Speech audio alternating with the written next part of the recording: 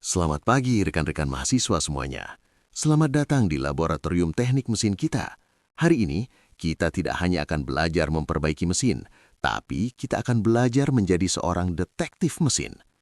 Judul kuliah kita hari ini adalah Diagnostik Forensik 4N15, mengungkap anomali phantom vibration tanpa DTC.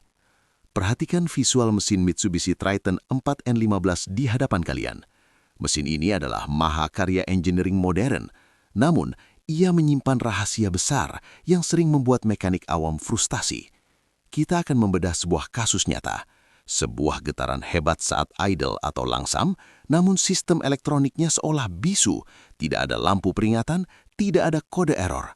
Disinilah integritas kalian sebagai sarjana teknik diuji. Kita tidak lagi bekerja berdasarkan perasaan atau tebak-tebakan, melainkan berdasarkan analisis data yang sangat dalam. Siapkan catatan kalian, karena kita akan masuk ke dalam dimensi logika ECU yang sangat kompleks. Mari kita lihat pasien kita hari ini. Perhatikan gambar di sebelah kiri. Itulah realitas fisik. Mesin Mitsubishi Triton ini bergetar sangat kasar. Guncangannya terasa sampai ke dalam kabin. Namun, lihat gambar di sebelah kanan. Itulah pembacaan sistem. Saat kita tancapkan scanner, memori DTC-nya ternyata kosong atau no fault code. Inilah yang disebut paradoksi diagnostik. Mengapa sistem menganggap mesin sehat, padahal secara mekanis ia gagal?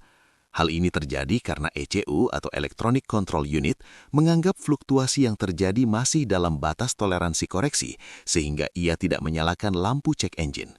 ECU sedang bekerja keras di balik layar untuk menstabilkan RPM di angka 850, namun ia gagal menghilangkan getarannya.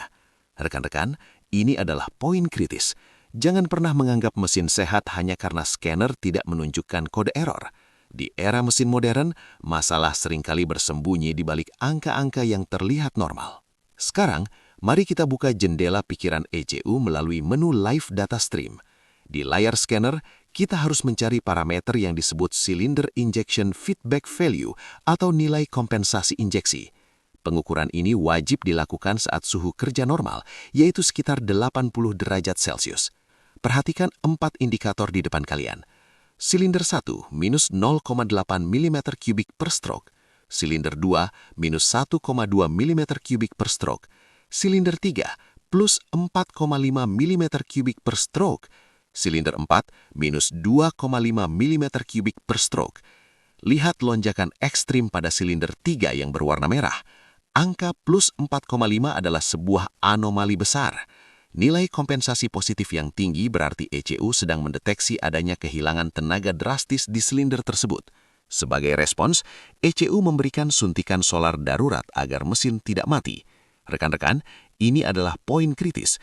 Jangan pernah menganggap mesin sehat hanya karena scanner tidak menunjukkan kode error. Di era mesin modern, masalah seringkali bersembunyi di balik angka-angka yang terlihat normal. Mari kita bedah cara berpikir komputer mesin. ECU bekerja dengan logika aksi-reaksi. Langkah pertama, sensor crook as atau crankshaft position sensor mendeteksi perlambatan putaran saat langkah usaha di silinder 3. ECU membaca, tenaga hilang di silinder 3. Langkah kedua, ECU menginisiasi algoritma kompensasi. Ia tidak ingin mesin pincang, maka ia memerintahkan injektor silinder 3 untuk menyemprotkan solar jauh lebih banyak dari standarnya, yaitu plus 4,5 mm kubik per stroke. Poin pentingnya adalah ECU hanya merespons akibat, ia tidak tahu terhadap sebab utama. ECU hanya tahu tenaganya hilang, ia tidak tahu apa yang menyebabkannya hilang. Apakah solarnya yang tidak keluar, ataukah kompresinya yang bocor? Disinilah peran kalian sebagai manusia, sebagai engineer, untuk melampaui keterbatasan algoritma komputer. Jangan biarkan scanner mendikte diagnosa kalian tanpa uji validasi fisik. Perhatikan slide ini baik-baik.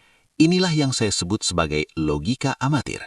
Banyak mekanik di lapangan melihat angka plus 4,5 di scanner, lalu langsung memvonis, oh, angkanya tinggi, berarti injektor nomor 3 rusak. Tindakan mereka langsung mengganti injektor tersebut. Dan apa yang terjadi? Lihat nota tagihan atau invoice di sebelah kiri. Pemilik mobil membayar 5 juta rupiah untuk satu injektor baru, namun statusnya gagal. Mesin tetap bergetar sama kasarnya seperti saat pertama datang. Inilah kerugian finansial akibat analisis superficial. Mekanik tersebut mengganti komponen yang sebenarnya masih sehat walafiat. Injektor lama silinder 3 mungkin masih berfungsi sempurna, namun ia tampak salah di scanner karena ia dipaksa ECU untuk menutupi kelemahan di sektor lain. Rekan-rekan, jangan menjadi part swapper atau tukang ganti part, berjadilah seorang analis yang komprehensif. Untuk menghindari kesalahan tadi, kita harus menggunakan matriks kegagalan. Tenaga yang hilang di silinder 3 hanya bisa disebabkan oleh dua faktor utama. Pertama, faktor bahan bakar. Injektor memang bisa mampet atau rusak secara elektrik, sehingga solar tidak keluar dengan semestinya. Jika ini terjadi, pembakaran tidak akan pernah terjadi karena tidak ada api di sana. Namun, ada kemungkinan kedua yang sering dilupakan, faktor mekanis. Di sini, sistem bahan bakar mungkin sangat sehat, injektor menyemprotkan solar dengan sempurna, namun tekanan kompresinya bocor. Penyebabnya bisa bermacam-macam, mulai dari klep yang tidak rapat hingga ring piston yang aus. Bayangkan, solar sudah masuk, tapi tidak ada tekanan yang memadai untuk meledakkannya dengan sempurna. Hasilnya sama, tenaga hilang. ECU akan tetap menunjukkan angka positif tinggi di kedua kondisi ini. Tugas kita selanjutnya adalah melakukan pembuktian atau eliminasi, mana yang menjadi biang kerok sebenarnya. Langkah selanjutnya adalah eksekusi pembuktian.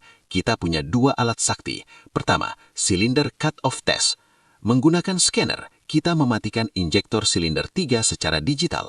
Jika getaran mesin tidak berubah saat injektor dimatikan, berarti silinder tersebut memang sudah tidak berkontribusi pada tenaga mesin.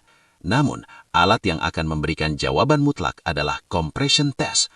Kita harus memasang alat pengukur tekanan di lubang injektor atau glow plug silinder 3. Kita ingin mengukur tekanan mekanis aktual di dalam ruang bakar saat mesin diputar oleh dinamo starter. Inilah saat kebenaran akan terungkap. Kita sedang memisahkan masalah elektronik dari masalah mekanik. Langkah ini hanya memakan waktu 30 menit, namun ia bisa menyelamatkan uang pelanggan sebesar 5 juta rupiah. Inilah esensi dari teknik presisi, uji sebelum ganti. Dan inilah hasil forensik kita. Perhatikan jarum pada alat pengukur tekanan.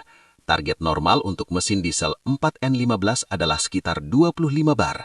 Namun, lihat di mana jarum kita berhenti untuk silinder 3, hanya di angka 15 bar. Kita menemukan defisit 10 bar yang sangat kritis.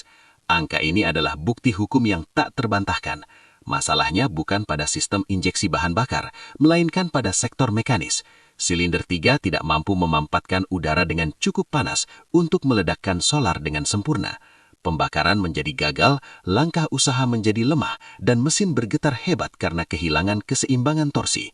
Masalah mekanis murni seperti ini adalah musuh dalam selimut bagi sistem kontrol emisi dan manajemen mesin modern. Mari kita bedah secara visual apa yang terjadi di dalam ruang bakar silinder 3. Perhatikan diagram di layar. Injektor kita yang diwakili oleh tanda panah hijau sebenarnya berfungsi dengan sempurna. Ia menyemprotkan kabut solar dengan presisi tinggi. Namun perhatikan bagian klep buang yang berwarna merah. Ada celah kecil di sana. Itulah kebocoran klep atau valve. Saat piston bergerak naik untuk menekan udara, tekanan yang seharusnya mencapai 25 bar justru terbuang melalui celah klep yang bocor tersebut, pressure leak. Akibatnya, suhu di dalam ruang bakar tidak cukup panas untuk memicu peledakan solar yang sempurna. Pembakaran menjadi gagal, langkah usaha menjadi lemah, dan mesin bergetar hebat karena kehilangan keseimbangan torsi. Masalah mekanis murni seperti ini adalah musuh dalam selimut bagi sistem kontrol emisi dan manajemen mesin modern. Sebagai penutup kasus ini, mari kita bandingkan dua pendekatan ini dalam sebuah tabel sintesis. Pendekatan awam atau si tukang ganti part hanya fokus pada gejala permukaan, yaitu angka scanner yang tinggi. Tindakannya, tebak-tebakan dan ganti injektor. Biayanya mahal, mencapai 5 juta rupiah, dan hasilnya gagal total. Masalah tidak selesai, reputasi bengkel hancur. Kembandingkan dengan pendekatan ahli, pendekatan yang saya harapkan dari kalian. Fokus kita adalah akar masalah sistemik. Kita membedah faktor mekanis versus bahan bakar. Kita melakukan uji validasi melalui cut-off dan compression test. Biayanya terukur dan tepat sasaran. Hasilnya sukses besar. Kita berhasil mengidentifikasi klep bocor dengan biaya diagnosa yang murah namun sangat akurat. Inilah pembeda antara mekanik pinggir jalan dengan seorang precision engineer. Rekan-rekan mahasiswa, Kuliah kita hari ini bermuara pada satu prinsip penting di abad 21, yaitu data adalah arah, bukan jawaban. Scanner kalian hanya menunjukkan lokasi anomali atau keanehan. Ia tidak memberitahu kalian siapa pelakunya. Pemahaman mekanis yang mendalamlah yang sebenarnya memecahkan masalah. Di dunia nyata, diagnosa yang presisi bukan hanya soal memperbaiki mobil, tapi soal menyelamatkan waktu pelanggan, menghemat biaya yang tidak perlu, dan yang terpenting, menjaga reputasi kalian sebagai profesional. Mesin 4N15 ini hanyalah satu contoh. Prinsip forensik yang kita pelajari hari ini bisa kalian terapkan pada mesin apapun di masa depan. Teruslah asah kemampuan analisis kalian. Jangan puas hanya membaca angka di layar. Jadilah engineer yang mampu mendengar mesin berbicara melalui data. Terima kasih atas perhatiannya. Sampai jumpa di praktikum minggu depan.